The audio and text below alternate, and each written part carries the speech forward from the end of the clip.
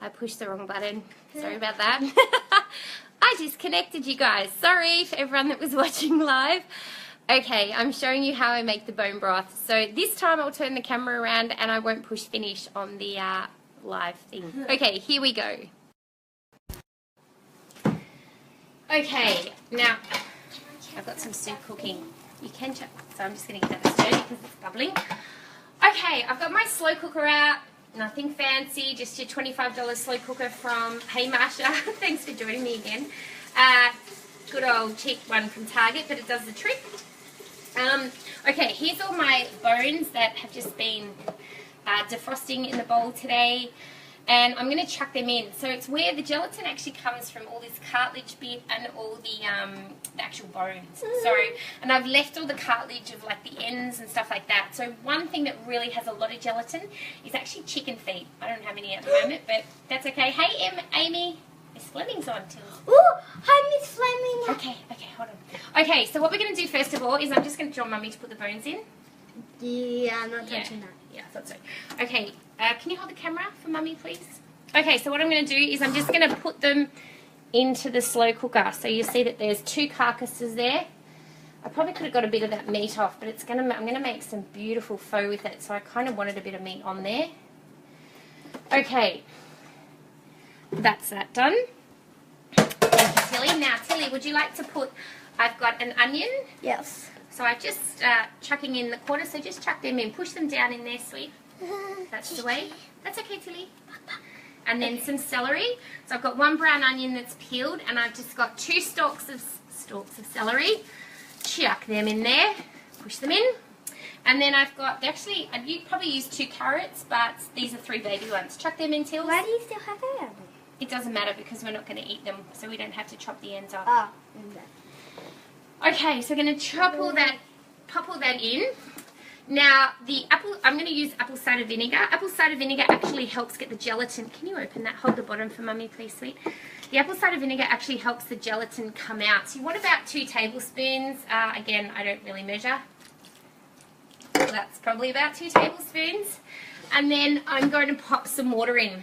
Now, you guys will have seen me before. When you use a slow cooker, you don't need to have a heap of liquid in there because it condenses on the top and drips back in.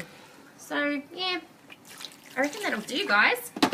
What I'm going to do now, you could put salt and pepper and that in there, but yeah, I'm not going to do that today.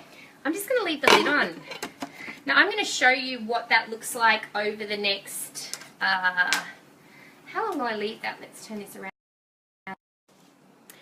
I'm just going to let that cook now. So that's just going to, you really want to be in this. Stand in front of me, cutie.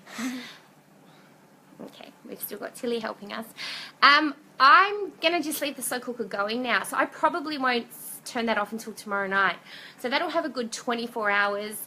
Look, you can do 12 hours. I'm not going to get time in the morning to stop it. So it's just on low. It's just going to cook away. The apple cider vinegar is going to bring all the gelatin and minerals and all the goodness out of the bones, and it's going to make a beautiful broth. Now, I might pop on here tomorrow night and show you what you're doing. I might pop on here tomorrow night and show you what I do. Please stop that, Tilly. What I do with it when it's finished cooking. But I pretty much just get a colander, I line it with some Viva, you know, like paper, and I tip it into there and strain it. And all the liquid is the beautiful broth that we're going to use. That's it. Have you got any questions? Have you ever tried bone broth? I know it's all kind of cool at the moment. You can, some of the independent supermarkets and that are actually selling bone broth in kind of like a Tetra Pak thing that you can buy. It's in the fridge section, but it is, she's still here. It is really, really good for your body, and it's just another way that you can finish off using the whole food that you've bought and cooked, and that saves money. Winner. That's also chicken stock. So if you last for about 3 days in the fridge, otherwise if I'm not going to use it in that time, I pour it into an ice cube tray and freeze it, and then it's ready to go, that I can chuck in if I need some nice flavour in gravies. I know, right? In gravies, or even poaching eggs. You still get all the gelatin and the minerals and stuff like that. Anyway, I'm going to go because I haven't cooked dinner yet. Oops, we're a bit late tonight, but, well, I lied. I've got, We're having pork chops and roast veggies tonight with applesauce. Fancy. I know. Hey, now next week, guys, we're detoxing again. I know that's a scary word, and really it's a clean eating challenge. It's eating really good, really healthy food for 5 days. Sorry, my phone's playing up again. It's just 5 days of cutting out things that are inflammatory to your body, and it's good. I know a couple of you guys on here, Sue, Marsha, they've detoxed before, and I hope I'm not saying the wrong thing, but I think they loved it. And you know what? If you'd like to join me, I'll pop the link down there. But we start on Monday. Recipes, all the information comes out on Friday this week, which is what's today, Tuesday, not long away. And